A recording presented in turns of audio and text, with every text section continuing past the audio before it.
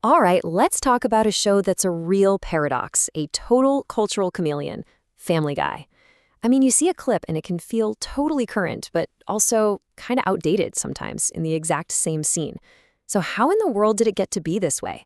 Let's dig into its surprisingly complicated history. You know the scene. You're just scrolling, minding your own business, and boom, there's a Family Guy clip. And you have that instant reaction, right? Maybe you laugh, maybe you cringe a little. That split-second feeling is exactly what we're going to unpack. It tells us so much about the show's strange, and let's be honest, often contradictory role in pop culture. So here's the real puzzle we're trying to solve. How did a sitcom that debuted way back in 1999, I mean, before social media was even a thing, somehow become this massive, unavoidable cultural force today?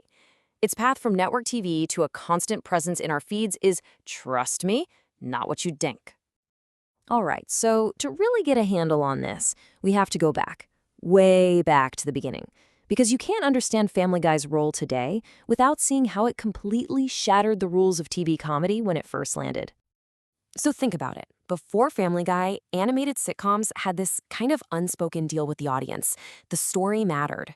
The jokes were there to support the plot, but Seth MacFarlane's show, it just completely tore that deal to shreds.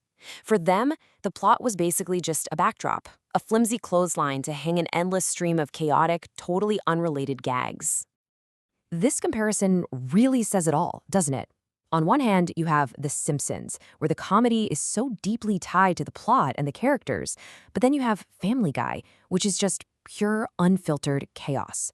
Those cutaway gags, the ones that had absolutely nothing to do with what was happening, they were nothing short of revolutionary.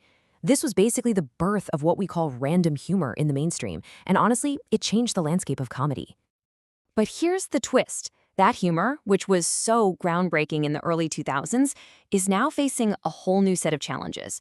How does it hold up today, in a world that has changed, dramatically? Just look at this timeline. It really shows you the gauntlet this show has had to run. It was created in a world before social media. Now, fast forward to today, and those decades-old jokes are being re-examined through a completely different lens, one shaped by years of internet culture and totally new social standards. And what that really means is that a joke that was considered cutting-edge and hilarious back in 2002 might be viewed as, well, seriously problematic today. The show's giant archive of jokes has transformed from just a back catalog into a central battleground for our ongoing conversation about what's okay in comedy. And this really gets to the heart of the debate, doesn't it? Is the fact that Family Guy hasn't really changed a sign of its commitment to edgy, no-holds-barred comedy, or is it just outdated, a relic from a different time? This is the very question that splits the audience right down the middle. But right when the story seems to be about a show fading into irrelevance, something totally unexpected happens.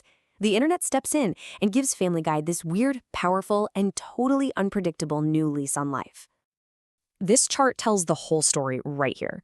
This is how the show is not just surviving, but actually thriving now.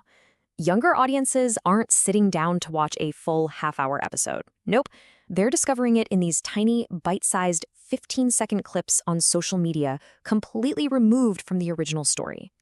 And all these moments, Peter tripping down the stairs, Quagmire's giggity, Consuela's no. They've been completely ripped from their original context. For a whole new generation, these aren't jokes from a specific episode. They're just sounds. They're memes. They're reactions. They've become a core part of the internet's vocabulary.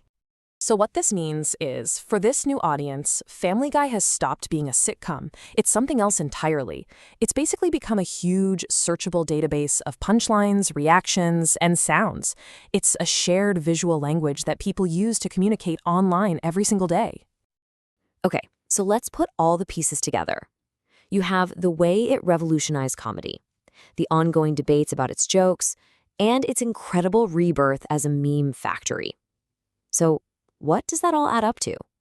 What is Family Guy's ultimate legacy on entertainment? It's actually kind of wild. You can practically break its influence down into a repeatable formula. You start with that distinctive, pretty simple art style. Then you add the relentless, rapid-fire cutaway gags. Throw in some huge, elaborate musical numbers and a ton of celebrity cameos, and there you have it. It became the blueprint for so many adult animated shows that came after it.